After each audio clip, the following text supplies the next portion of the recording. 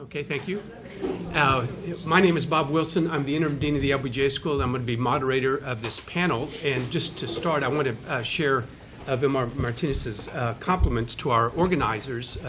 Maggie and David have done an absolutely terrific job. This is a great conference, very timely and important. And I'm very pleased that the LBJ School is part of this. The LBJ School and the LBJ Library have been celebrating 50 years of a range of legislation passed by during the Johnson period, civil rights, voting rights, immigration, the education law, and it is really an interesting time to reflect back and what's happened. Now, today we're talking about the 75 amendments, but these are going to be based on the earlier legislation. So we're delighted to be part of this. We have a panel going to have three papers today, and they're going to follow straight on from the presentation this morning. They're roughly done in chronological order, although not strictly chronological. We're not going to limit our presenters, but three different perspectives, three different points of view that I think will work very well. I've asked the presenters to make presentations 15 to 18 minutes in length. We'll do all three presentations and then open it up for Q&A. So if you have comments or questions, hold them, and we will get to that session a little bit later. I'm very pleased to introduce the first presenter, Ariel Arnau, who is from New York City, did his work, a BA and MA at the Temple University, focused on Latin America, the United States, and social history. He's been teaching at Temple University for a number of years. He is a PhD student, PhD candidate right now at SUNY at the Graduate Center. We're very interested to hear a bit of his dissertation. His range of interests: law, citizenship, American civil rights movement, and the political culture of Latino communities in urban America. So, Ariel, the floor is yours. Thank you very much. In Clarence Lang and Sundiata Keita's Chijua's 2007 essay, The Long Movement as Vampire, they critique what they see as a paradigm in civil rights movement history, which has become dominant over the past. Do we have a mic? I was wondering about that. I'll do my best to enunciate if this mic doesn't work. Well, they critique what they see as a paradigm which has become dominant over the past 20 years in civil rights movement history. The Long Movement argues that the civil rights movement was a series of local struggles rather than a national struggle. It argues in favor of looking at a time period before Brown versus Board of Education in 1954 and after the civil rights gains and up till 1968. In addition, it argues in favor of continuity. In essence, that the civil rights movement and black power movements are essentially the same, and that the South, Southern de jure racism, was essentially the same as Northern de facto racism. Now, Lang and Chijua take the stance that the Long Movement does not account for the disruptions that happened in the civil rights movement and black power movement due to a phenomenon like McCarthyism, programs like COINTELPRO, etc., and that the Long Movement also does not account for programmatic and ideological differences between the black power movement and the civil rights movement. Now, when we approach these kind of questions of just when and what constitutes the civil rights movement from a different vantage point, one that places Latinos at the center of the historical narrative rather than along its peripheries, it forces us to rethink these kinds of conceptual differences. Right? A broad civil rights movement, rather than merely a long civil rights movement, is perhaps a more useful tool in understanding the intersectionality of this movement, how one group's struggles affected another's. Now, the Propa v. Cusper case in 1972 Chicago, is one of many examples of... It's not a critique of your talk, don't worry. That's called the secret. Siri wants the short civil rights movement. Yeah. Well, the Propa case is one of many examples of how Latinos mounted challenges to the power structure to secure civil rights for their community. And we heard a little bit about that this morning in the keynote address, all right? Now, Propa, otherwise known as the Puerto Rican Organization for Political Action, was formed expressly for this purpose by a number of civil rights advocates in Chicago. They saw bilingual ballots as one important step to achieving overall political empowerment for their community. Now, PROPA, as a group, it came out of this organizing tradition that developed in the 1950s in Chicago's Puerto Rican community. There were a variety of Puerto Rican and Mexican-American organizations in Chicago during the post-war period, and among them was a group known as Los Caballeros de San Juan. Now, this group came out of the Archdiocese of Chicago. It was of Illinois. It was a very gendered group. It had a female counterpart called Las Damas de Sagrado Corazón. And this is an organization that had chapters at various points throughout the city of Chicago. They engaged in various civil rights activities, dealing with language discrimination within the church, dealing with issues of gentrification, and most importantly, police brutality in Chicago. Their style of civic engagement could best be described as accommodationist. Now, all of this changes in the wake of the Humboldt Park riots that happened in the mid-'60s in Chicago. We get a number of groups that come out of that struggle that, while they might not fit maybe the popular image of sort of militant leftists, all right, groups like the Lakeview Latin American Coalition, there's another group called ABC, or the Allies for a Better Community, but they all use methods that were used to apply direct pressure on Chicago civic agencies and entrepreneurs in order to achieve their goals. Now, the leadership of PROPA included a gentleman by the name of Hector Franco, who was from the Humboldt Park community. If any of you guys have been to Chicago, this is where the two huge Puerto Rican flags are. And the Lakeview Latin American Coalition was led by a Puerto Rican woman named Hilda Frontani.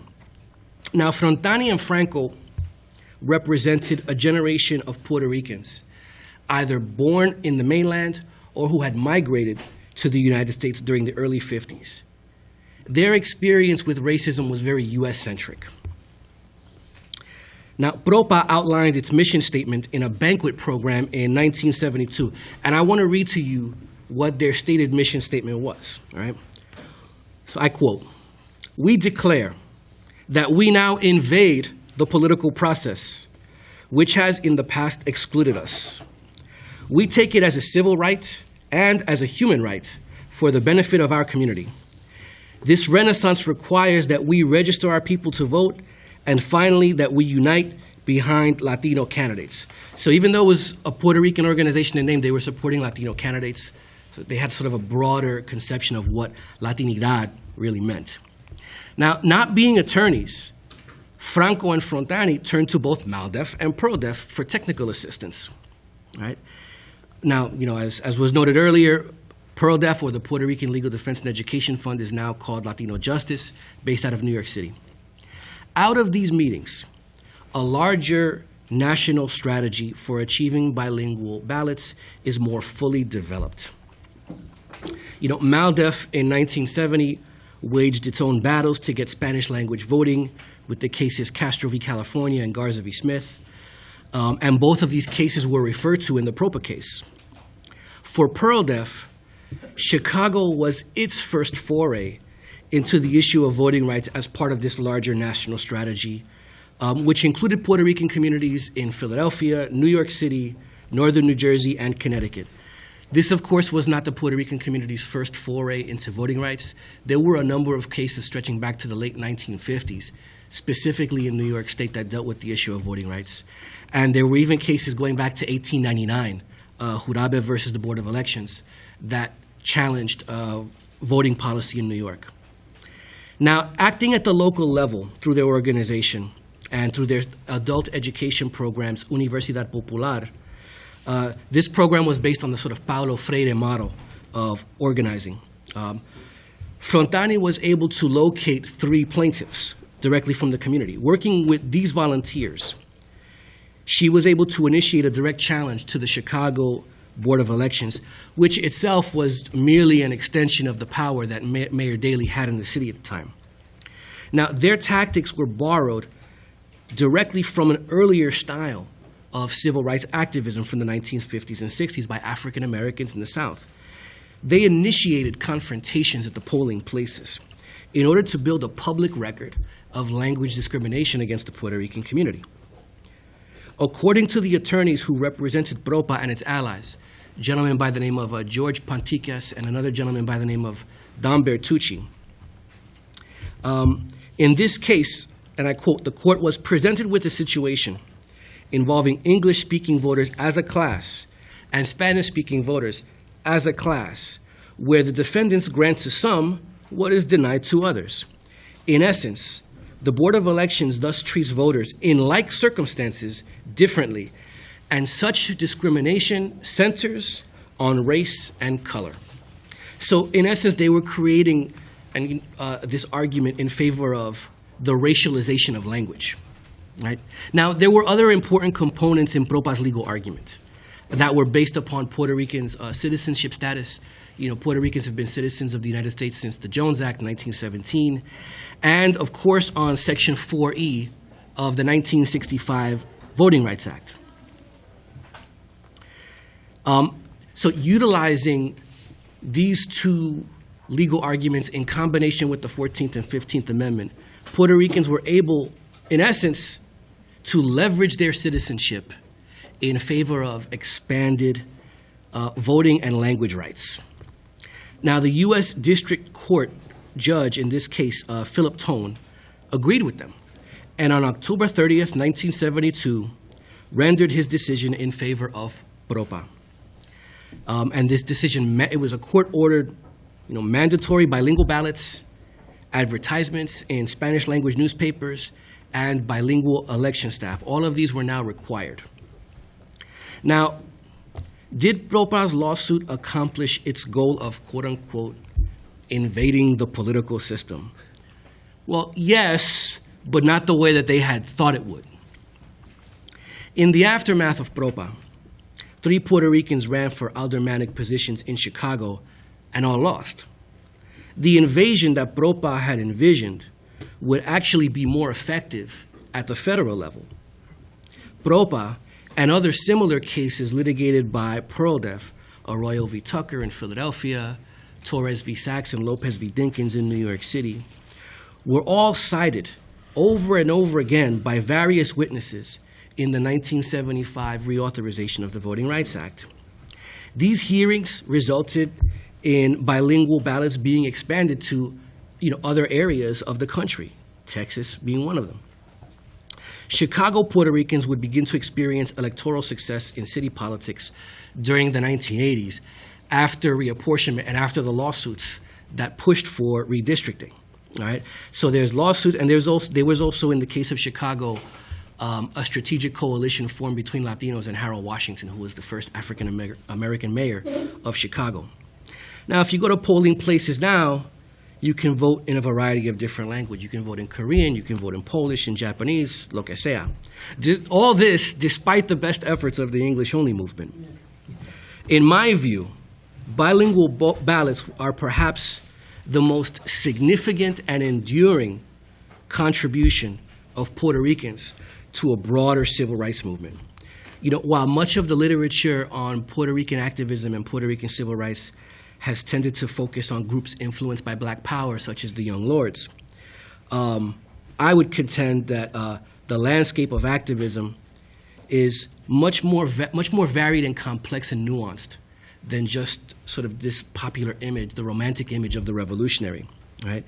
You have, in particular in Chicago, grassroots but upwardly mobile leadership that are willing to employ a variety of tactics to achieve their stated goals.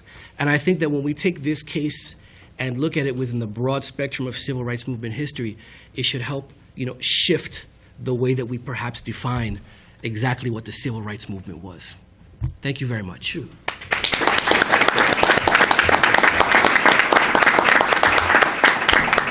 Ariel, we can tell this is going to be a terrific dissertation. Thank you very much. Thank you so much. Next up is Professor Luis Ricardo Fraga in the Political Science Department at the University of Notre Dame.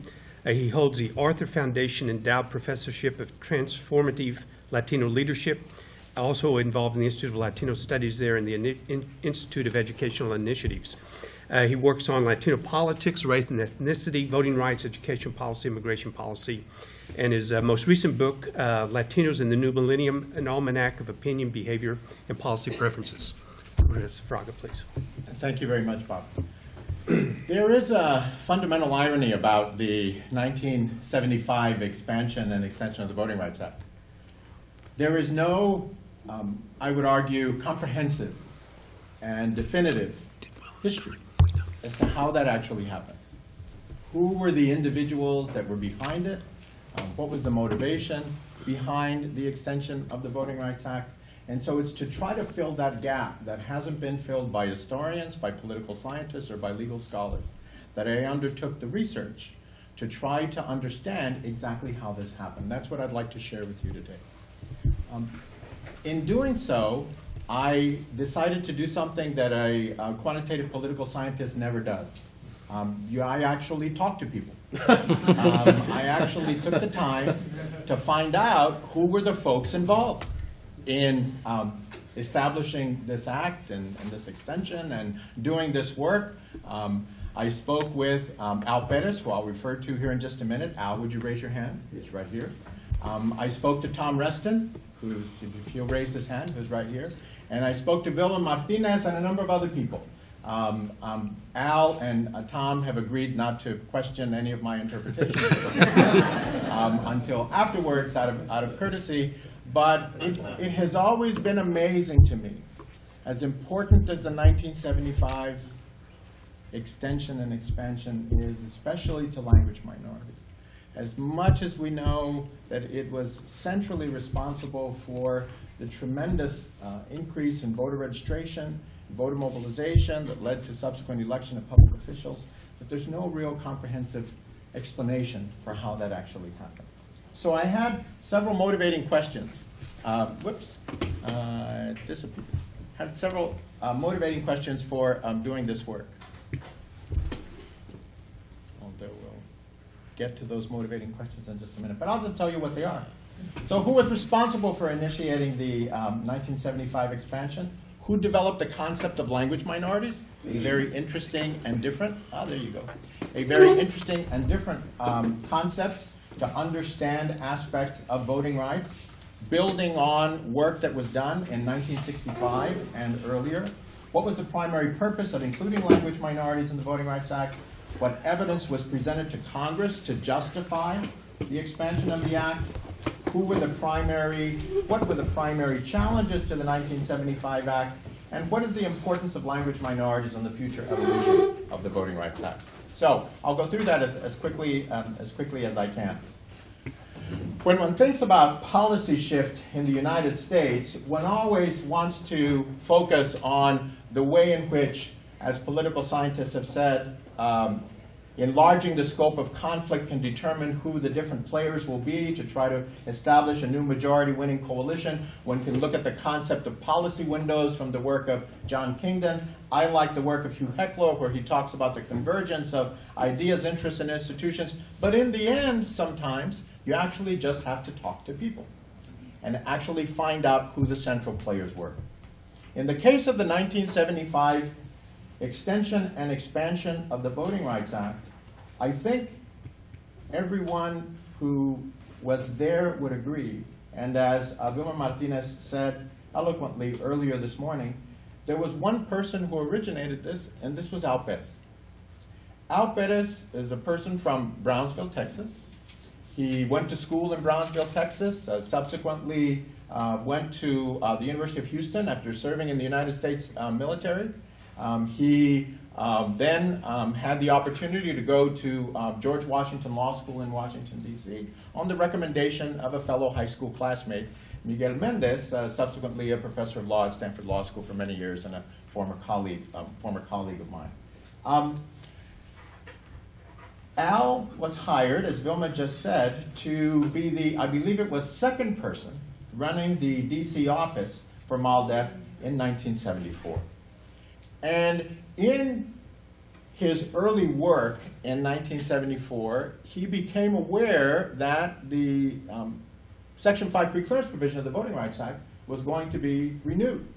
And hearings were going to be held in 1974 and 1975. As many of you recall, Section 5 preclearance provision of the Voting Rights Act was established for 5 years in 1965, renewed in 1970 for another 5 years. So it's the third time, if you will, that it was going to come up for a full review.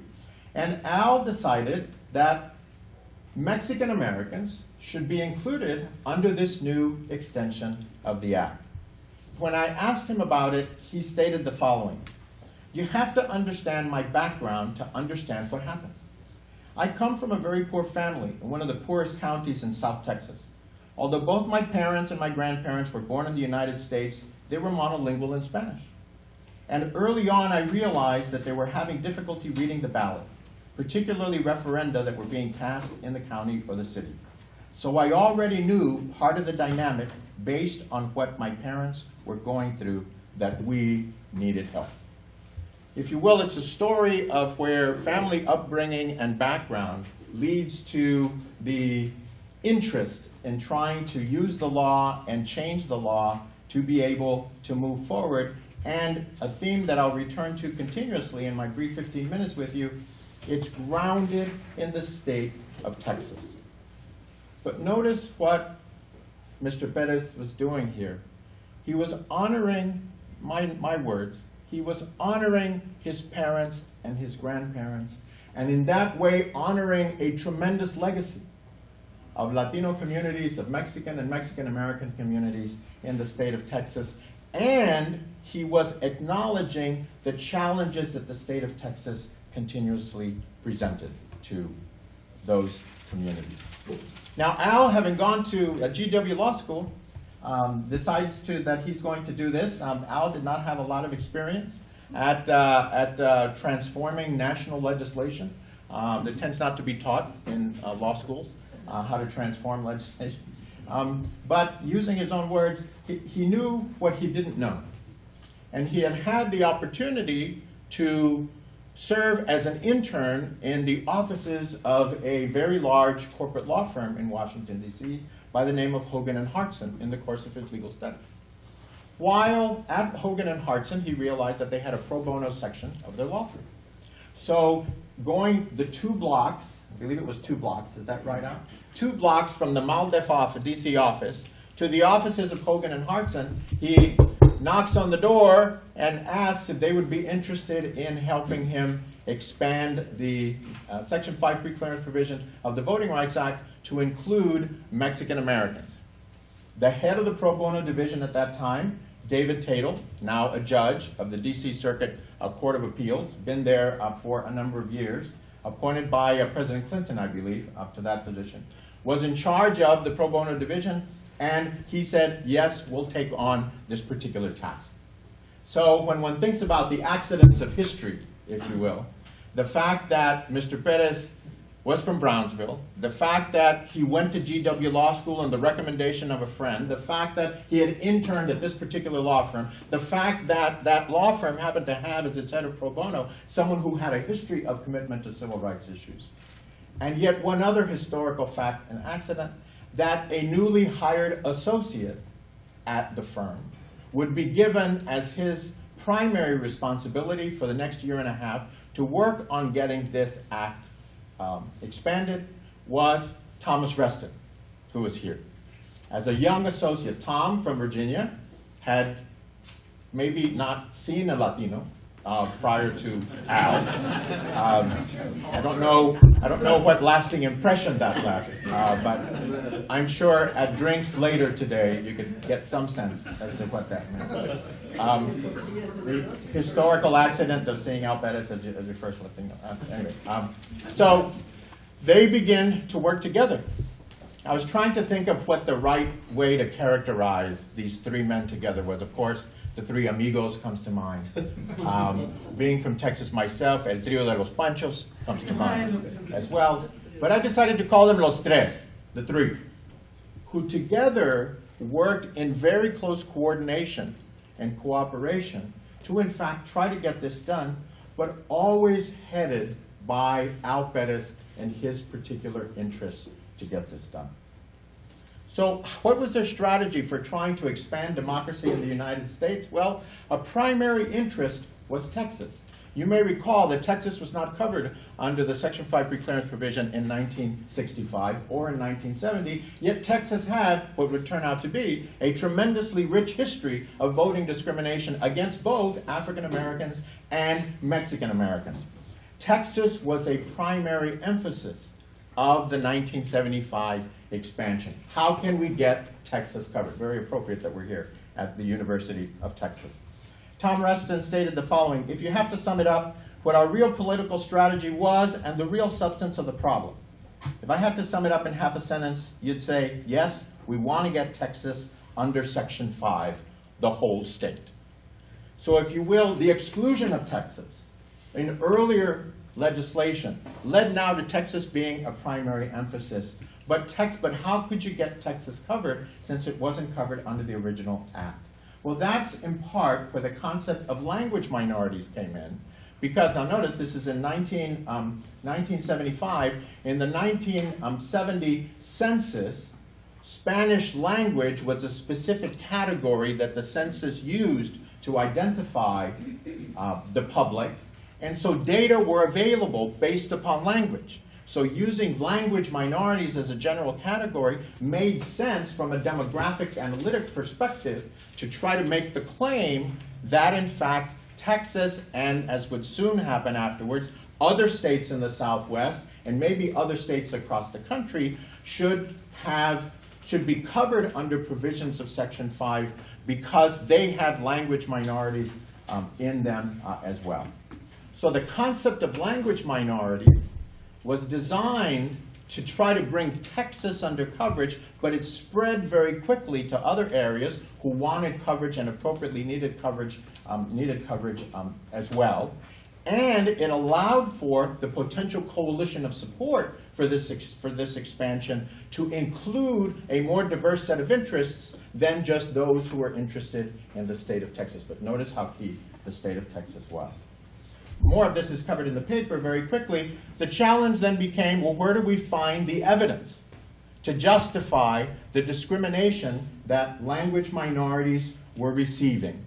And MALDEF was key in working with the Southwest Voter Registration Education Project and others with, again, a large Texas focus, not an exclusive Texas focus, but a large Texas focus that's all right. To be able, I don't need it anymore, that's all right. I need it actually for one last slide. To have this focus on where we would find the evidence, and MALDEF used its office in San Antonio as a way to try to find the witnesses who would subsequently testify.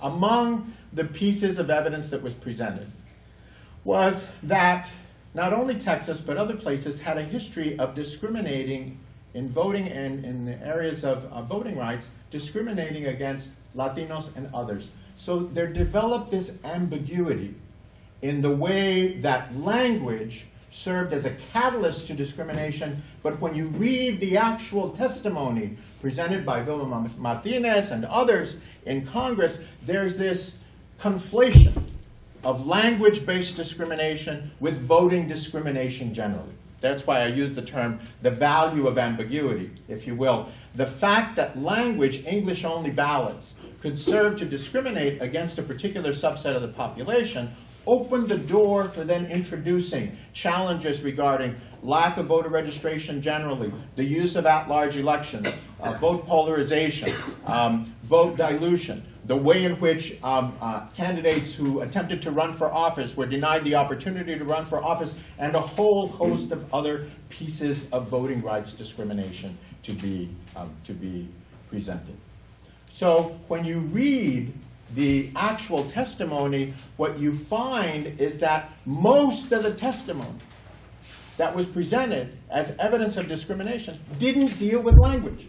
Portions of it did, but most of it dealt with other aspects of voting rights discrimination. Very quickly, so that I keep to my time, it was necessary then to build a coalition of support, and as Vilma Martinez said so well this morning, among the major challenges that they had was the Leadership Conference for Civil Rights. Very quickly, the challenge that they had was that the Leadership Conference, as the umbrella organization of civil rights organizations in Washington, D.C., had already cut a deal with the Nixon and Ford administration and Attorney General Mitchell that if Section 5 was not expanded, then it would be supported. So for the Mexican American Legal Defense Education Fund and those advocating on behalf of other language minorities come in and say, now we want to be part of this, it violated, if you will, that previous understanding that had occurred, and it became a tremendous challenge. When I asked Al, how did you think you could ever get this done? He said, I was blessed by not knowing how difficult this would be. So I figured, let's just try to get it done. He works very strategically then with Tom Reston, with David Tatel, with congressional staffers to try to work through then the hardball legislative politics as to how to get this done. Among the Leadership Conference for Civil Rights never endorsed this expansion. So it occurred despite the opposition. Among key supporters, of course, were Herman Badillo, congressman from New York, Puerto Rican. Edward Roybal from California, who was very interested in California. He didn't care about Texas. I'm not sure that's true. I can't ask him. He's not here anymore. But he wanted all of California covered. This becomes an important part of the act later. Don Edwards, as Vilma Martinez mentioned before, was a key player as well. But among the most important vocal supporters that perhaps tipped the scale in favor of its passage were Andrew Young, congressman from Atlanta, and, of course, Barbara Jordan, here from the state of Texas, who represented a district in the Houston area. Andrew Young said the following: I could not go on without saying, in support of the expansion, I could not go on without saying that the same kind of things that happened to us in 1965 and are still happening in some places are happening to people of Spanish origin. And I would strongly support the inclusion of some of the new sections in that bill, such as the bills offered by my colleagues, Mr. Badillo, Mr. Roybal, and Congresswoman Barbara Jordan. Barbara Jordan, in her own testimony, made the explicit linkage. She said, second, she talked about the importance of the 15th Amendment and the low educational attainment of Mexican Americans, the challenges they had regarding language. Then she concluded in her testimony, second, is language the primary voting problem among Mexican Americans, the ambiguity that I talked about? Probably not, but it is characteristic of the myriad of problems Mexican Americans face. Just as Congress seized upon literacy tests as characteristic of the voting problems facing blacks in the South, so too are English-only ballots among a substantial Spanish-speaking population. Printing of Spanish registration forms and Spanish ballots will not cure voting discrimination in the Southwest, but it will go a long way toward that end. So if you will, the ambiguity is overcome by linking it to literacy tests as presented in the South. Very quickly, Section 203 was included. This is the one that requires the translation of ballots for jurisdictions, whether they're covered under Section 2 and Section 5 or not, was developed as a way to try to appease Congressman Roybal, because California was not covered, but maybe California could be covered under the language provisions as well as many other jurisdictions as well. So it's in a sense, at least in my current understanding, a type of add-on to the original legislation that motivated it. To conclude then, what can we say about Latinos, race, and empowerment? First, Al Perez, as one of Los Tres, was a critical actor, and we all owe him, all of us owe him, a debt of gratitude for the work that he did and for the risk that he took in trying to get this work done and develop the support from Tom Reston, from David Tatel, and from others to try to get this done. Secondly, thank God for Texas. If Texas did not have its history of discrimination, it would have been, I think, much more difficult to gather the evidence to be able to get this legislation passed. Despite as a native Texan, as I have to, my mom lives in Corpus Christi still. all my brother and my two sisters live in Texas as well. Right? Texas not being included in 1965 was the key to this entire national legislation being pursued.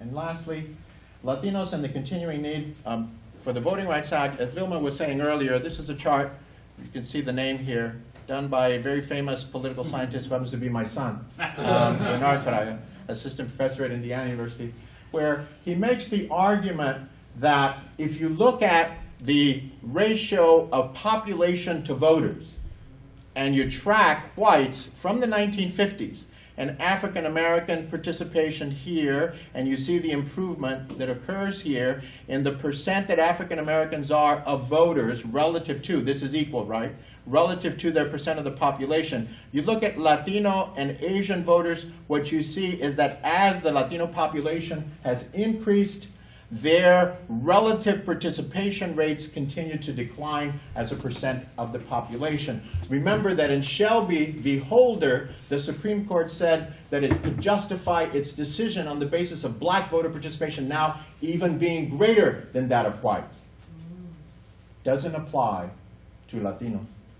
Doesn't apply to Asians. Yet, the elimination of Section 4 as constitutional under the Supreme Court's interpretation makes it difficult for Latinos and Asians and other language minorities to still be covered under Section 5, but perhaps through creative litigation, not impossible, given the disparities in participation that's still there. Finally, the challenges, as Vilma said so well, that we continue to experience. Wonderful paper on voter ID laws. It's going to be presented later. By Gabe Sanchez and Matt Barreto, the work that we all know of jurisdictions increasingly passing legislation to try to go back to at-large elections, as happens in some states in Texas and other places, is an indication, I think, of how much work there still is to be done. Thank you very much.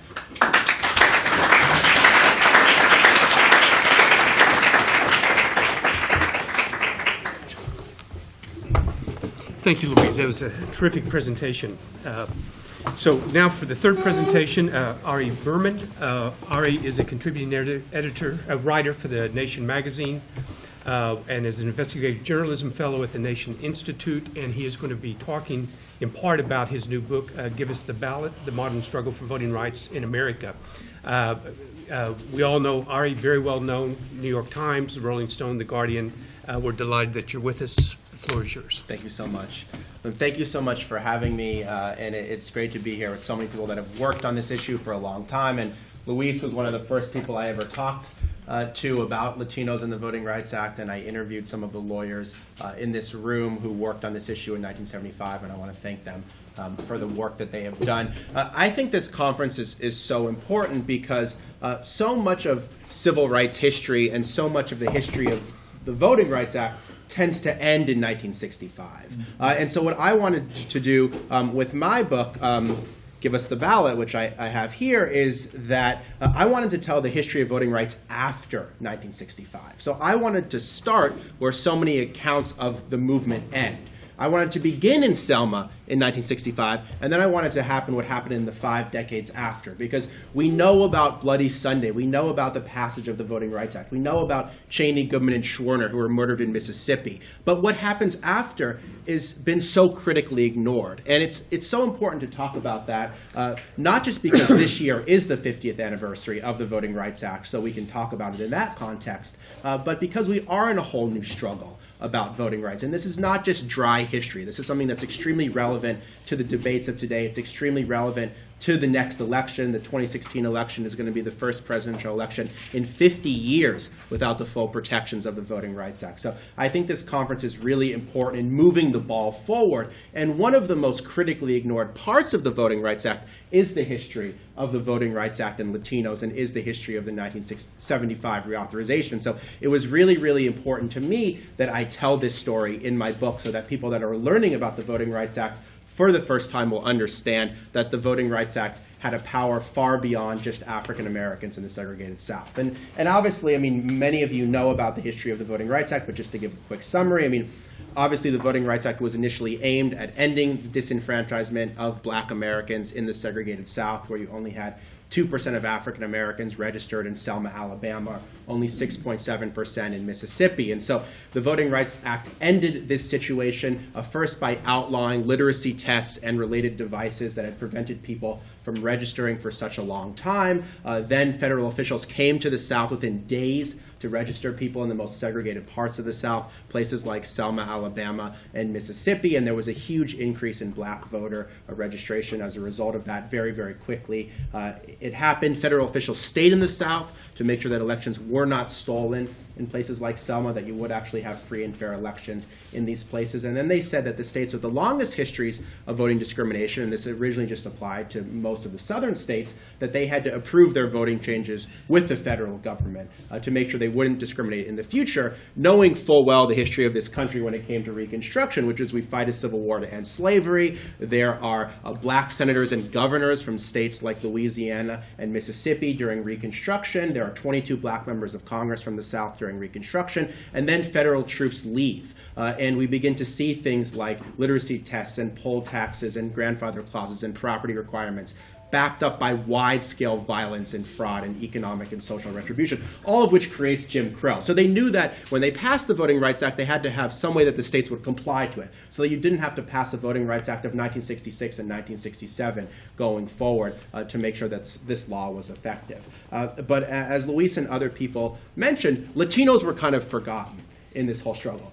I think that LBJ was thinking a lot about Latinos when he signed the Voting Rights Act, because when he talked before Congress about the need for the Voting Rights Act, he described his experiences teaching at a Mexican-American school in Cotulla. So in some ways, LBJ's experiences with discrimination were more about Mexican-Americans than they actually were about African-Americans. But nonetheless, Texas was not covered under the initial act. It narrowly missed out on the formula that Congress drew. Some people thought that was by design. LBJ didn't want to have to deal with the headache of all his friends from home calling him and bitching about Texas being covered. So this was a problem that they kicked down. The road. But I think that there's a number of really important dimensions to how the Voting Rights Act was reauthorized. And Luis talked about the sort of the lawyerly dimensions and then some of the political dimensions. And I just want to talk a little bit about the grassroots dimensions, because ultimately the Voting Rights Act became law because of people like John Lewis marching for civil rights in Selma, Alabama. And the 1975 reauthorization came about partly because of grassroots activists in places like Texas who shared their stories with the Congress and talked about the prevalence of voting discrimination against groups like Latinos in Texas who had been overlooked initially in 1965. And one of those stories that I tell in my book is a man by the name of Modesto Rodriguez. Some of you will be familiar with him. He just passed away this year.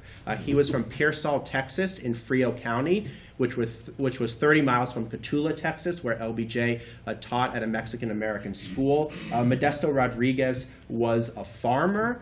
He was a simple guy, kind of a Hispanic everyman. When he was initially told by George Corbel, his lawyer at MALDEF, that he was going to Washington to testify, he thought he was going to Washington State. So he was not someone who was super politically sophisticated, but he was a very effective political activist back home. He was with the La Raza Unida party, and he was trying to mobilize Chicano political power in Texas at a time when it was very dangerous to do so. And Modesto's story was really indicative of the problems that people faced. When he became active with the La Raza Unida party, the local bank refused to give him a loan. So there was economic retribution. When Chicanos became politically active in Frio County, there were consequences. When the first Chicano mayor was elected, the result was overturned because of voter fraud, that they claimed that illiterates had not properly checked the X on their ballots. And so the first Chicano mayor was then removed from office, which had a chilling effect on Chicano political participation there. Ballots were only done in English, which functioned as a de facto literacy test for so many people in Frio County who did not speak English as a first language. There was widespread gerrymandering. Frio County was 75% Chicano, but nonetheless only 1 of 4 county commission seats in Frio County were occupied by Chicanos. That's because 97% of Chicanos were put in one political district to prevent them from being able to control that county. So Modesto Rodriguez came to Congress and he told this story. He told this story before the House and he told this story before the Senate. So he was able to testify twice, and he was one of the featured witnesses by MALDEF in the testimony. And then what happened after he testified was so instructive about why there needed to be an expansion of the Voting Rights Act. He came back to Frio County after testifying, and he went to a local bar, the Buenos Aires bar, where he was going to meet with his friends of his who would then become plaintiffs in a lawsuit that the Department of Justice was going to file against Frio County. When they were at the bar playing pool, it was raided by local officials from various departments in Texas. They arrested many people for no reason. When Modesto asked why they had arrested his friend, he was hit over the head with a flashlight, a big flashlight, and on the ear, and he was bleeding profusely. And he was taken to the local hospital, and the first thing, he was taken to the local jail. And when his sister arrived at the local jail, she saw her brother's blood all along the steps. And she called her lawyer, George Corbel from MALDEF, and she said, "George, what do we do?"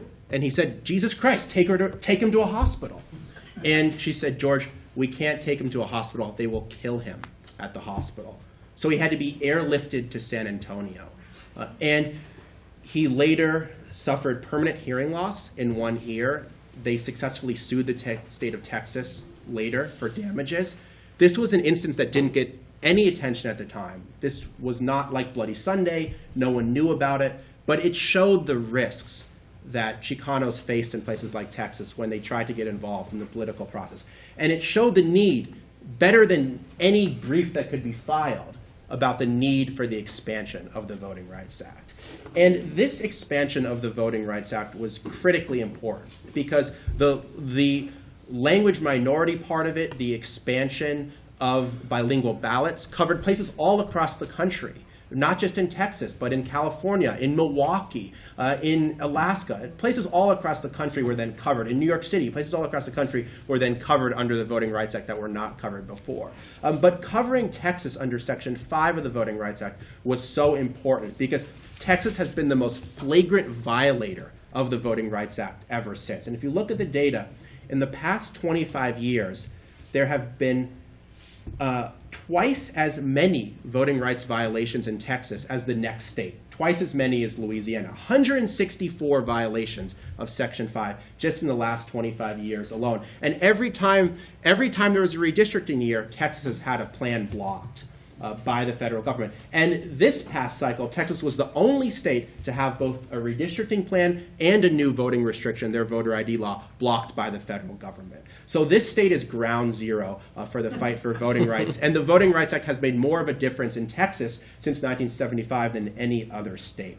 So those are some of the things that have happened. And there was just a broad increase in representation. The number of Hispanic members of Congress, for example, from the Southwest increased from 1 in 1975 to 9 by 1985. And the country's largest cities, Chicago, Los Angeles, New York, all integrated because of litigation under the Voting Rights Act after 1975. So, I mean, this would be a happy story if that's all there was. But one of the things that I tried to talk about in my book is that there has not only been a revolution in terms of enfranchisement, that millions of people have been brought into the political process because of the Voting Rights Act. There's been a counter-revolution against this. There's been 50 years of a concerted effort to try to roll back the gains of the Voting Rights Act. And that's also been a critically ignored part of American history.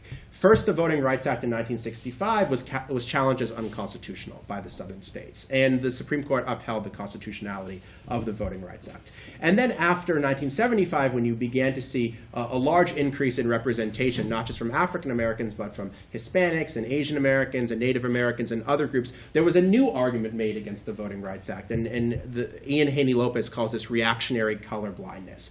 But it was the idea that if you drew a district that would allow an African American or a Hispanic or an Asian American to be elected for the first time, that was then a quota for electoral politics, that was a form of affirmative action in the electoral sphere, that would lead to things like quotas in the U.S. political system. This was an argument made aggressively by a young lawyer named John Roberts when he was working in the Reagan Justice Department in the 1980s. And he made this argument relentlessly and aggressively. So 30 years later... He's my classmate in college. Wow. So I guess you didn't convince him back then. So 30 years later, when Roberts guts the Voting Rights Act, that doesn't come out of nowhere. That this is a product of 30 years on his part of trying to work against the Voting Rights Act. And when Justice Scalia, in the oral arguments in the Shelby County case, calls the Voting Rights Act a perpetuation of racial entitlement, an absolutely outrageous statement given the history of this country, he is just stating in more graphic form what John Roberts is arguing in the 1980s. So this reactionary colorblind argument was very effective. And then more recently, we began to hear all this talk about voter fraud. And it's interesting that we heard so much about voter fraud after the election of the first black president, which I don't think is a coincidence. Because if you look at what happened in 2008, there were 5 million new voters in 2008. Of those 5 million new voters, 2 million were African American, 2 million were Hispanic, and 600,000 were Asian. And they voted 75% for President Obama. These are the fastest growing demographics in the country. So if you're the opposition party, you have two options. You can either reach out to these new constituencies by trying to modify your policies, by supporting things like immigration reform, for example. Or if you're unable or unwilling to do that, you can then make it harder for your political opponents to have a voice in the electoral process. And unfortunately, the latter option was chosen. And this was a profoundly anti-democratic response, but it nonetheless was the response that has been taken. And when we look at all of these new voting restrictions, 180 new voting restrictions introduced in 41 states from 2011 to 2012, half the states in the country passing new voting restrictions during this time. What we see is that Hispanics are as much of a target as African Americans. If you look at voter ID laws in Texas, or you look at proof of citizenship laws in Kansas for voter registration, or you look at voter purges in Florida, these are aimed expressly at the fastest growing demographic in the country. And it's a very worrisome development. The Supreme Court is about to hear a case on December 8th called Evanwell versus Abbott that looks at the drawing of political districts. For so long, districts have been drawn based on total population. Now the same people that challenged the Voting Rights Act want districts to be drawn based on eligible or registered voters.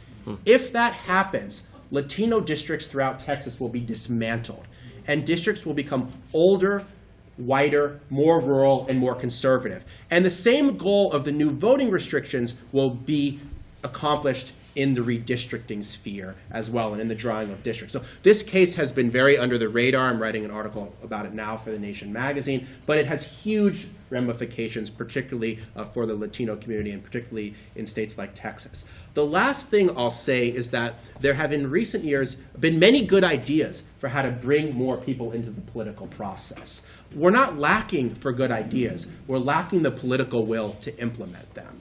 And one of the most interesting things that is being done is Oregon and California are now automatically registering people to vote who are U.S. citizens and ask for a driver's license or a state ID from the DMV. In Oregon, this could lead to about 300,000 people being registered. In California, it could lead to 6 million people being registered. And those most impacted will be younger voters, African Americans, and Hispanic voters. Automatic registration would be an unbelievable game changer in a state like Texas. Texas has 2 million unregistered voters.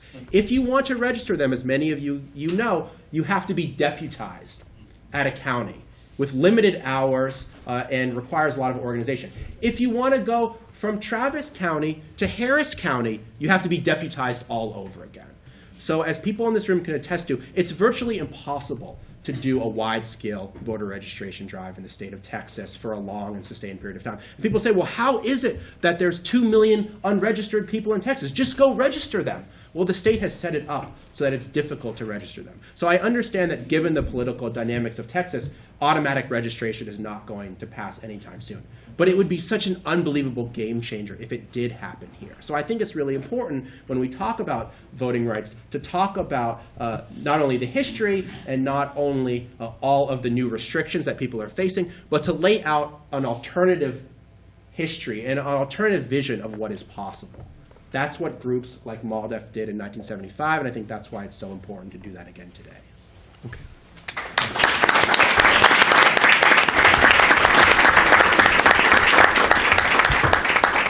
Well, three great presentations, a lot of ideas, a lot of interesting insights. So let's now open it up to the audience, and we'll take 2 or 3 questions and then get back to the presenters. Please. I just want to first make an observation that in the 60s and 70s, it was very, very difficult for a lot of people to compare the discrimination against African Americans to that of Hispanics. A lot of people, a lot of Hispanic leaders didn't believe it. And so we had a congressman in San Antonio that really, when he spoke like as if Hispanics were in a different category. My first job with the government was the Library of Congress, and I remember reading a speech by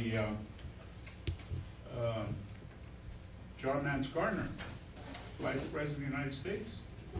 He was giving a speech after his first trip to El Paso, where I grew up in El Paso. In his speech, he said, yes, I went to El Paso and I observed the Mexicans. He said they spend the entire day following the shade from one side of their house to the other. Now, this is the Vice President of the United States. So it was really, really difficult for a lot of people to recognize that the discrimination was as bad against Hispanics. Now, Mr. Berman, in your book, and as I mentioned in the elevator, I'm only halfway through, I worked for the Civil Rights Commission for many years, and I was interested where you mentioned that Clarence Mitchell convinced the commission not to get involved in the language minority in the 75. Can you tell us a little bit more about that? Yeah, so, and thank you for reading the book. And I should mention that I will be, and my publisher will make me mention this, that I will be signing copies downstairs for anyone who wants to get one. He signed mine. Yeah, I signed hers. And so it wasn't just that, as Luis mentioned, that the Leadership Conference on Civil Rights, where Clarence Mitchell was such an instrumental actor, didn't support the reauthorization. It's that they also prevented the Civil Rights Commission, which was doing the most important research on this topic, from really looking at the disenfranchisement of Latinos and other groups in the Southwest. So there wasn't a lot of good data Okay, but when to you go say on. they prevented them, what does that mean?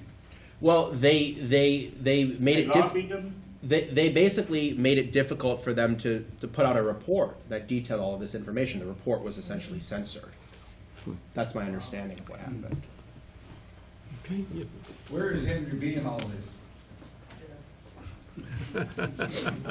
Aaron Berman. Oh, okay.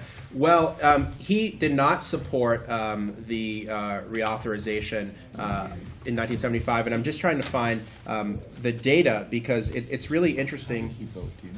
I think he was one of the ones that I'll mention. You mentioned him. You gotta name names, Richard. I didn't want to You mention. gotta name names. I didn't want to mention Well, it. I do. That's why I'm so popular.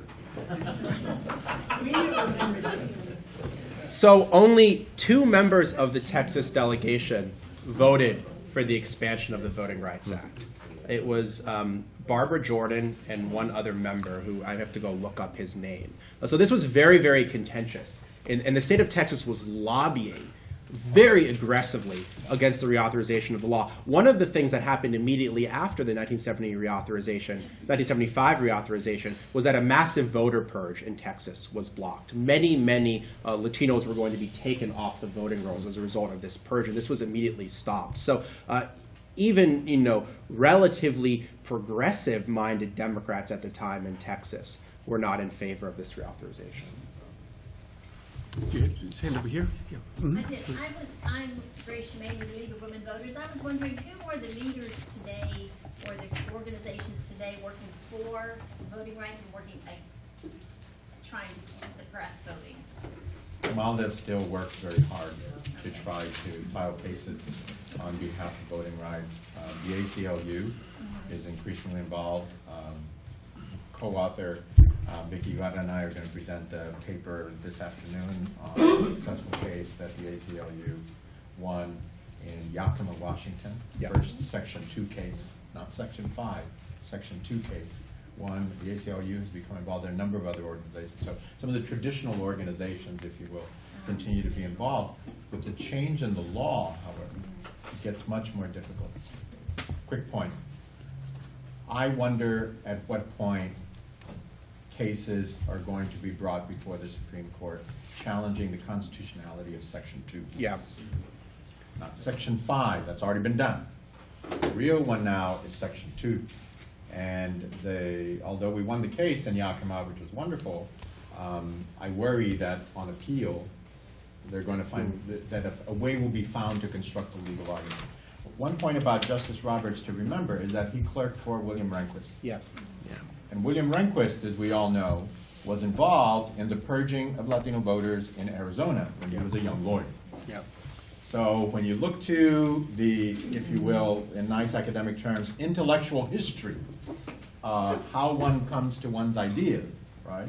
You see a pattern and a path that now has the raw power of a 5 conservative majority behind it, with Justice Roberts at the head. Yeah, and Justice Rehnquist personally delivered literacy tests to Black and Hispanic voters in Phoenix when he was a Republican Party official. Okay, I found the name of the entire Texas delegation except for Barbara Jordan and Bob Kruger of New Braunfels opposed covering Texas. Who are the groups that are working on these issues? MALDEF was mentioned, Latino Justice has been mentioned, the Brennan Center for Justice, the NAACP, the NAACP Legal Defense Fund, the Advancement Project, NALEO, the Lawyers Committee for Civil Rights. There's a lot of good groups working on this issue. There needs to be more lawyers, but there's a lot of good groups working on this issue. The problem is they're working in a constrained law.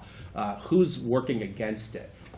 True the Vote, which advocates voter purges and has had a lot of anti-immigrant rhetoric. The Republican National Lawyers Association, the American Legislative Exchange Council, ALEC, was the group that drafted all these mock voter ID laws that happened all across the country. Many of the Republican Party candidates running for office right now have been on the wrong side of this issue. Many I don't want to pick on one party, but many Republican members of Congress as well. And so there are a lot of forces, unfortunately, engaged against voting rights right now. I would add to that list U.S. English, especially during the period of the 1980s, where they advocated for, unsuccessfully at the federal level, but very successfully at the state level, to name English as the official language. In some of these cases of state-level official language, it was merely symbolic, but in other cases, it wasn't. And so trying to find sort of any method by which to derrotar or knock down the work of a lot of these Latino civil rights activists. Federico? I wrote a book some time ago titled The Mass Media in Latino Politics that brings the question of, in addition to the structural issues that you're each presenting, how much, in any of your opinion, or anybody else's opinion here, is the lack of the mobilization, and as you say, that we lack the lacking political will to do the changes, to make the changes, is also contributed by the lack of news information in Spanish for Latinos. When we don't have news on Spanish language radio anymore, and on Univision you have Telemundo, some half-hour programs, maybe a little Sunday program, but there isn't the regular news on television and newspapers and radio to mobilize on a regular basis this space to even be informed about the problems that you're pointing out. Any take on that? Yeah, it's interesting. In my research in Chicago, there was this old community newspaper called El Puertorriqueño. And as I was going through their archives, I'm noticing, especially around November of every year, you see a lot of news about getting out to vote. However, the very year where the Propa case gets won, small little article, sort of buried at the bottom of, an obscure page. So even the accomplishments of their own community were minimized within the context of media coverage. So I think it's no surprise that there's a tendency within the media not to cover these things. I mean, it's not just the media. I think it's a combination of the media and other structural factors. In the case of Chicago especially, you have to account for the tendril-like powers that the Daley administration had in virtually every aspect of municipal power. Because the leadership is informed, but what about everybody else who doesn't even know what's going on? That's right. That's right. Any take on your research, on your vertical research? Anecdotally, I haven't seen anything systematic, and it's not an area that I do research in. I think starting in 2000 or thereabouts, there was a sea change in Spanish language, some Spanish language newspapers, particularly La Opinión, and a number of Spanish language television stations and local news reports, Univision, Telemundo, and others, right, to emphasize life in the U.S. for Latinos much more than they had in the past, to report much more on the immigrant experience and the Latino experience generally than they did in the past. And for some, like La Opinión, for a particular period of time, there was an explicit emphasis on using La Opinión to mobilize voters around the country, and there was a call made to communities to get informed, and they provided information and so forth. I've not seen a systematic analysis that has measured the impact, if any, of those sorts of efforts. What we do know for sure is that a key to mobilization of Latino communities that occurred in 2006 happened through Spanish language radio, which we all know, and there are a number of studies that have been done that show that Spanish language radio, at least on that particular issue in 2006, was the protest against the proposed Sensenbrenner bill, right? That it led to a level of direct information, direct mobilization that crossed generations, that crossed areas of status, right? Those who were citizens and those who were non-citizens and so forth. That was, I believe, unprecedented in the national Latino community. So we know what to do. It's no mystery as to what needs to be, it seems to me, your point, what needs to be done. The question is, can a mobilization effort be made to try to get that done in the same way? I'm hopeful, very hopeful, that Donald Trump will stay in the election because he will be the primary catalyst to Latino mobilization, as Pete Wilson was in 1994 in California. Yeah, I just want to add quickly that I think there's been a widespread effort among opponents of voting rights to create a climate of fear, to keep people from participating. There is a ton of rhetoric now that undocumented immigrants are registering to vote in mass numbers, even though there's absolutely no evidence of that. And it also defies common sense of why they would do that when they're just here to work and they don't want to get hit with a felony conviction and deported. And when this question was posed in an interview that I was doing with Kansas Secretary of State Chris Kobach, who perhaps more than anyone is the leading purveyor of the hysteria directed at the Hispanic community when it comes to voter fraud, Chris Kobach said that maybe their coyotes were paying them to vote, which, I mean, that just defies all common sense. right, yeah. But this is one of the most highest ranking, the Kansas Secretary of State, one of the most highest ranking figures in the Republican Party making this argument. So the anti-immigrant rhetoric and the voter fraud rhetoric is now being combined to make this really, really toxic mixture. And I think just prevent a lot of people from even trying to get involved who are legal, documented citizens. Yes, please. I have a question for Ariel. Yeah. I really like your research, and I like the way that you are looking at Puerto Ricans, but you also take the long view on the civil rights movement and look at it as a multitude of groups and organizations becoming involved. And since you take this long view, I was wondering if maybe you could address a couple of long view questions Sure. when you look at the results of these types of movements. And one is, who gains access to decision-making centers as a result of these large-scale movements? Who negotiates as a result of gaining that access? And then whose demands are met? And I think this is important since you talk about all kinds of various groups making demands simultaneously, sometimes to the same targets. So who makes it through and who gets what they want? I think it varies depending on which context we're talking about. In the case of Chicago, the lawsuit was driven more so by grassroots communities, as opposed to the situation in New York and Philadelphia, where it's Pearl Death, now called Latino Justice, which is driving the car, all right? And so there are definite sort of class dimensions within the Latino community that are issues that are being played out within the context of these cases. For example, in the Chicago case, the plaintiffs were participating directly within the context of the lawsuit. You know, they might not have been at the table planning it, but they had their voice recorded and, you know, put on the legal record. The Propa case was the only case of the cases that I'm studying where there was 3 to 4 days worth of witness testimony. All right. In the cases in New York City and in Philadelphia, the plaintiffs were no more than a name on a piece of paper. And I talk about this more at length within the context of my Philadelphia research, where, you know, Nelson Diaz, who was one of the lead attorneys in the case, described them as, well, they were abuelitas. They were very nice ladies, and, you know, they basically did whatever I wanted.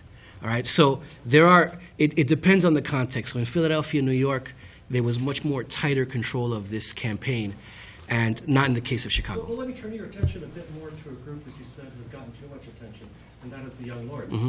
I mean, you know, they wanted expansive change. They wanted economic redistribution. They wanted community control.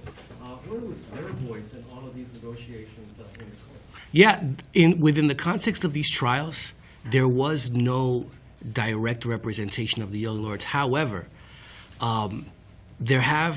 it's been pointed out by other scholars that there were connections between groups like the Young Lords in New York and Pearl Deaf in New York, right? And there was a lot of collaboration between the Young Lords in Chicago and groups like ABC and groups like the Lakeview Latin American Coalition.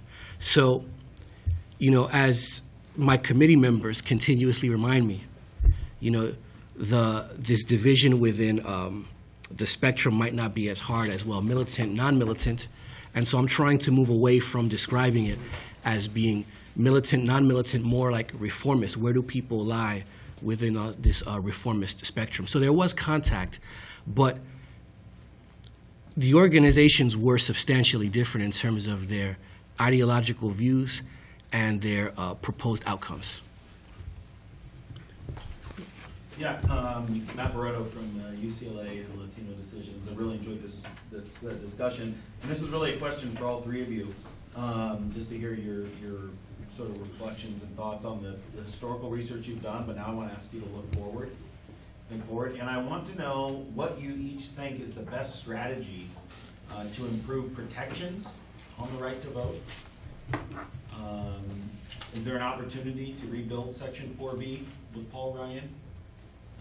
Not this year, but ever. Is there an opportunity? Should we explore more state-by-state approaches? It seems like the state-by-state approaches are mostly defensive because that's where the restrictions are happening.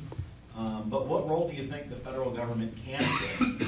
Talk about the 65 Act. We spent a lot of time talking about the importance of the 75 extensions.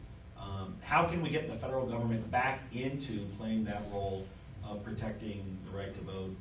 Or are we just going to be playing defense for the foreseeable future? Right now, I would say, certainly if a Republican is elected to the White House, there's every reason to think that the voting section of the Justice Department would be confined to an extremely, extremely limited role, if any role whatsoever. Kind of like happened under some previous Republican administrations, some associated with the particular former governor of this state.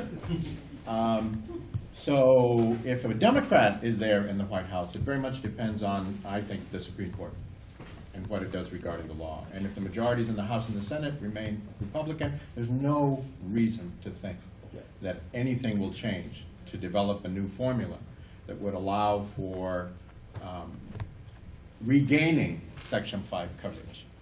unless one is able to make a legal argument to the court that it buys, that you can't lump Latinos and Asians in with African Americans, which is a very interesting historical moment for us as a country, again, to say, do we have to define our distinctiveness separate from African Americans, take the risk of putting a wedge between African American civil rights leadership and Latino civil rights leadership? And I'm not at all suggesting that that's something that one does easily.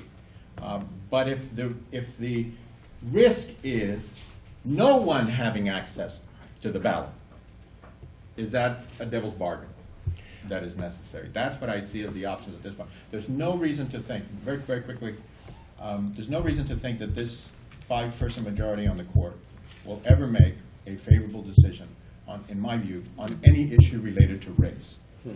Issues related to homosexuality, issues related to women, I see more possibilities.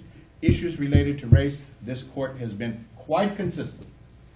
The 5-person majority, since I'm at Notre Dame and we're being videoed, all Catholic, all Catholic, you remember that, right? This 5-person majority, I don't see budging on this issue. Matt, I will just say very quickly that I'm concerned that we're moving towards a 2-tiered system in this country, where it's quite easy to vote in places like Oregon and a lot more difficult to vote in places like Texas. And that depending on the demographics and the political dimensions of the state, laws are varying wildly, which is why the federal government still has a very important role to play.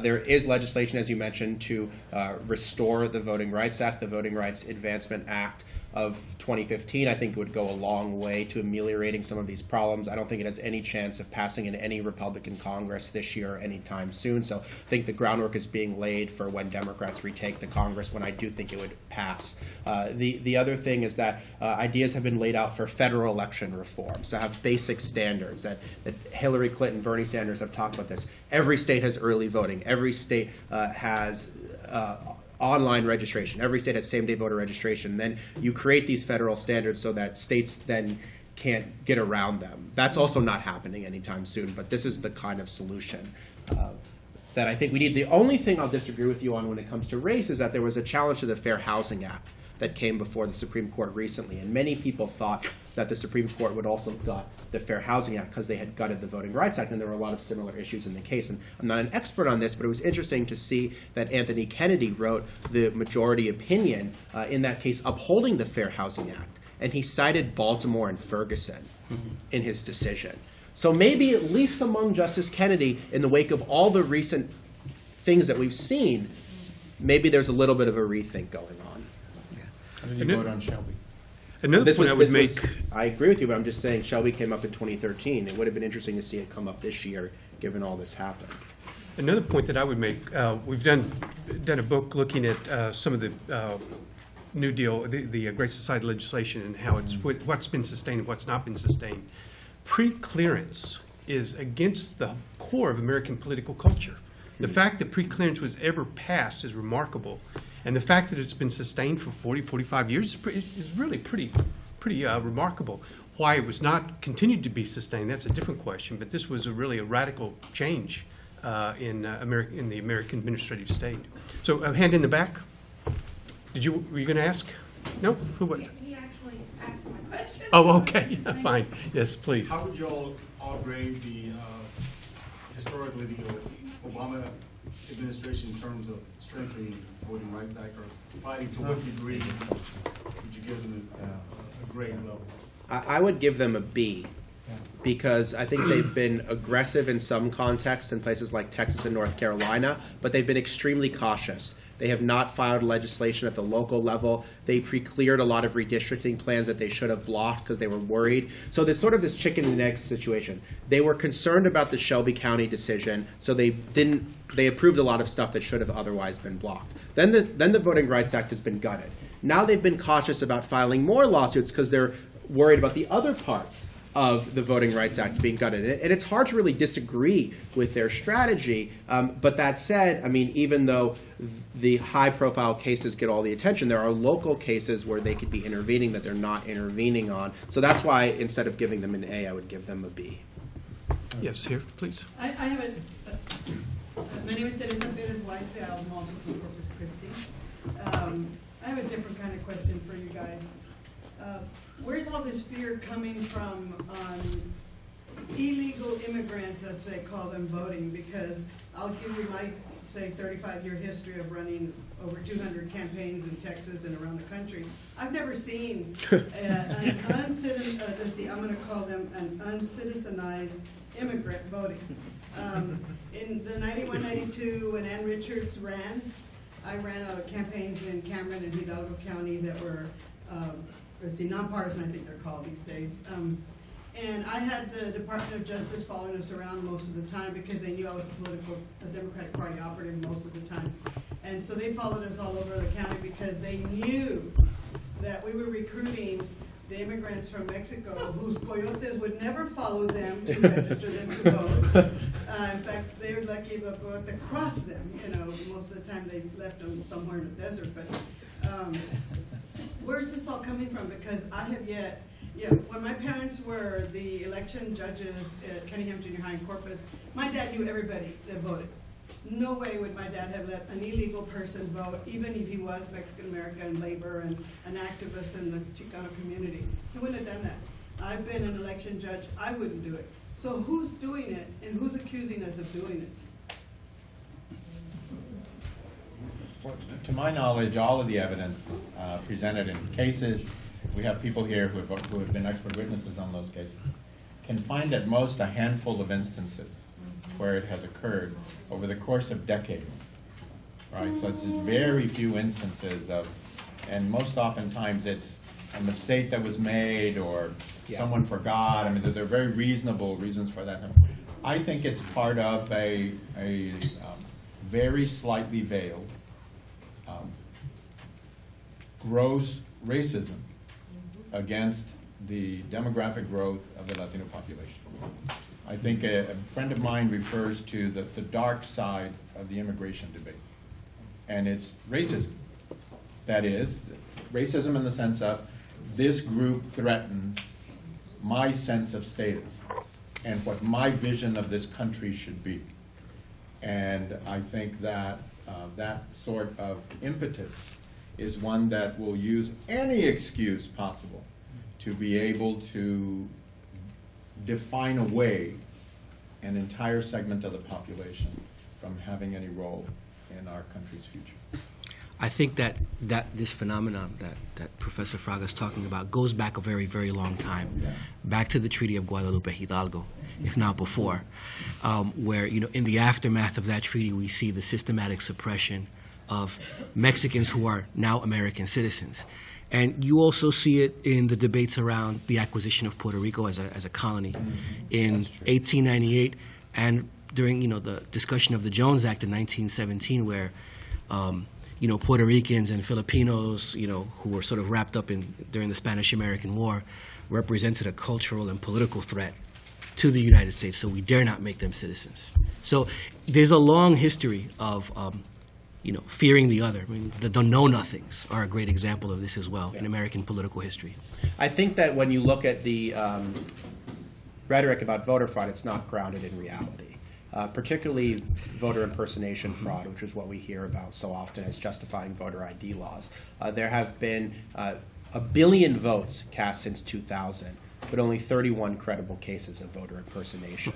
In a state like Texas, you're more likely to be struck by lightning than you are to impersonate another voter. So there's no evidence of the facts, but what happens is ridiculous accusations are made, and I hear these all the time when I'm on shows like Washington Journal on C-SPAN, and people call on certain lines. And they say, well, did you hear about Somalis voting in mass for Keith Ellison in Minneapolis? And I said, well, no, that's not true. Or did you hear about people being bussed from Chicago to Wisconsin on Election Day 2012. And I said, well, no, that didn't actually happen. Or did you hear about waves of undocumented immigrants registering in California? I said, no, they're just getting driver's licenses. They're not registering. But the thing is, people don't get the fact check.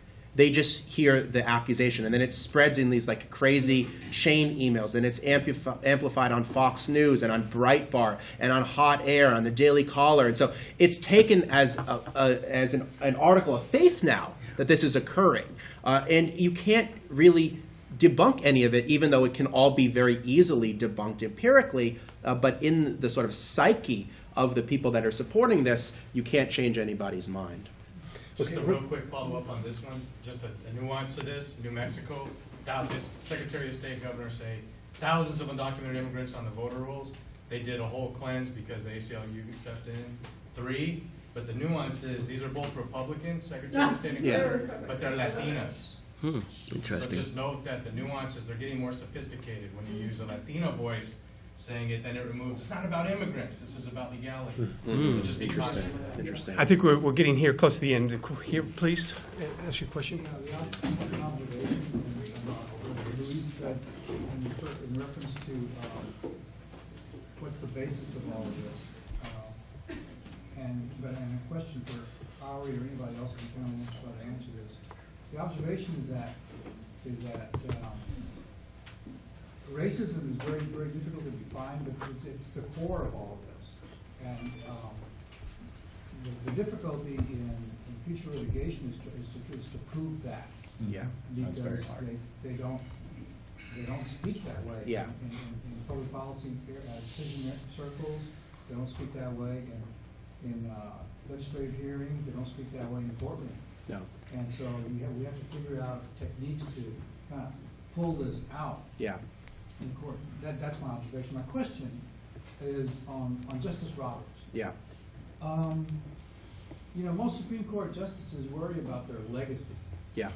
And I'm wondering if Roberts has reached the saturation point where he knows that the legacy he has is going to be a legacy of shame.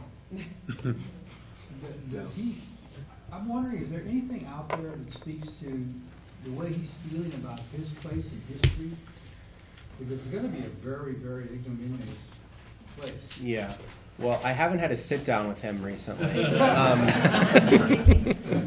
You know, he's getting hit by the right now for healthcare and gay marriage. So to some extent, he feels like he's insulated. He's getting more crap from the right than he is getting from the left here.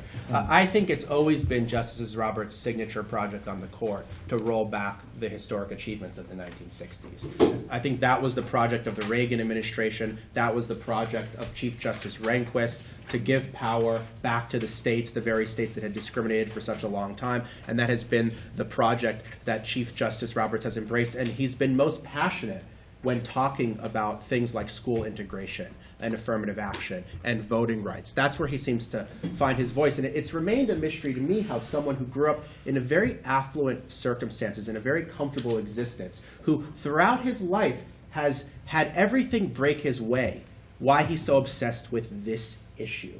What happened to him in his life that made him so obsessed with this issue? But it's clear that he views this as one of his legacies, and I think he would feel quite happy if his legacy was to gut the Voting Rights Act, gut affirmative action, gut school integration. I think he would view that as accomplishing a 30-year strategy that he began to undertake as a young lawyer in Justice Rehnquist's chambers. One last question, then we'll I wanted to give the tell you panelists guys, a this chance. is really great. I love your presentations and everything, but the sad truth is, my name is Yvonne Flores. I'm with AFSCME, Labor Union. I'm also a Travis County employee, and I'm also a student at Austin Community College. I think the sad truth is, because I'm from East Austin, my people don't vote. That's the bottom line. All of this is great. I'm going to walk out of here, woo, energized. This is awesome. The sad truth is, none of my friends, family, nobody goes out and votes. So it's that it's not that you're voting, it's that you're not voting because they just don't care. And I've tried to do like voter deputy registrar trainings at Travis County where I get employees to come and say, become a VDR. We had an Ask Me conference in October and we did a piece on voting numbers in Texas where we have 14 million registered voters and less than 5 voted in the governor election. And it was like 2.8 for Abbott and 1.7 for Wendy Davis, but out of 14 million, we had less than 5 million people in the state voting.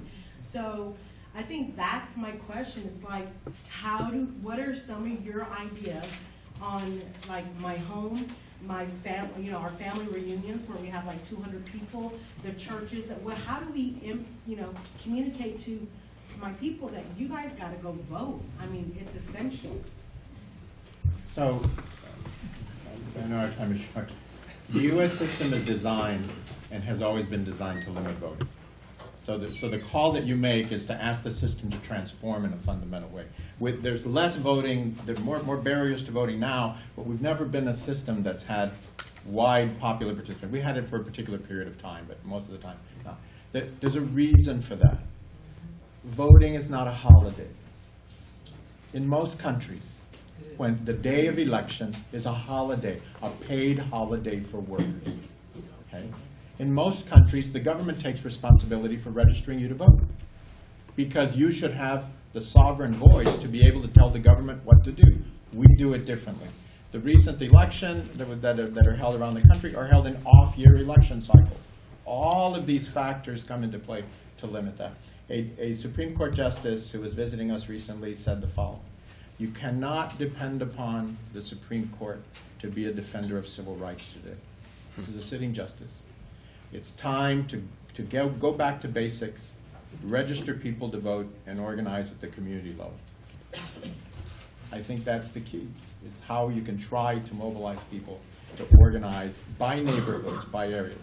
In my neighborhood in Texas, we had the highest voter turnout when I was a young kid, when you got a tamal and a beer, tamal and a Falstaff. That's the, And if you brought your little voter ticket, you got a tamal and a Falstaff at a particular neighborhood. I wonder if we just need to go Or a back to dance. similar sorts of issues. yeah, all the way in the back. Bill? Yes. Hold on. Here we go. Please, in the back, Phil. I'm Lola Martinez, and I think, and I want to ask you a question, because that is the question. And what we all have to do is really participate on voter registration and voter participation. And you do it in different ways. You already talked about two of them. Family and getting your colleagues to do this work. But it seems to me that, and I see colleagues of yours at Austin City College, you have different ways of communicating to yourselves from the ways that we communicated, my generation. And use it. Use that social media. I mean, the campaign that Obama ran in 2008 is very interesting. And I think if the different generations take different approaches to this issue, it's going to happen. Because I talked about what I was a part of in the 70s and in the 80s, but that was ancient history. And there were no blogs, and there wasn't even an internet when I started out. So. Can I just add one more thing? Yeah, let's, we're past our time. I was going to just let each one of the panelists take 15, 20 seconds for last thoughts. Well, I just want to We're bringing it to a close, but we're going to have a chance to talk for the next whole day. Well, I'll so just use there's this as plenty my of time. closing statement, and also just to piggyback on that question. I think that this conference is so important because I think many Latinos don't even know that they were part and are part of the Voting Rights Act. And when I talk to African American groups and I speak before the NAACP and at black churches, they know about this history. They know about the Voting Rights Act. And there are younger people that are voting because of what their parents and their grandparents went through. And not everyone is voting. There are still problems in that community, but they're aware of the history here. And I think that, young Latinos have to be aware of what you were talking about, that people fought for them, fought to give them these rights. And that if we can somehow talk about the history and then connect it to all of the present day issues, there's at least a sense that there's a legacy here, and it's part of a broader fight, and maybe that will mean something to some people. Oriel? I think Mr. Berman has summarized my feelings. Okay. Yes. Luis, We final need thought? more Al Perez's, Tom Reston's, and Vilma Martinez.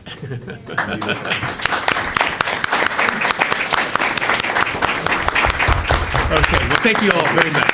Great panel. Thank you. It was great. It was good meeting you. Good to meet you. And I look forward to your visit to Philadelphia. Yeah. Give me your email. I'll shoot you. Yeah. Oh, thank you. I wonder if I have like a little. Or do you want to send me an email? Yeah, let me grab you. It's just Ari at thenation.com. I'm sorry? Ari at thenation.com. Oh, Ari at thenation.com. thenation.com. Okay, great.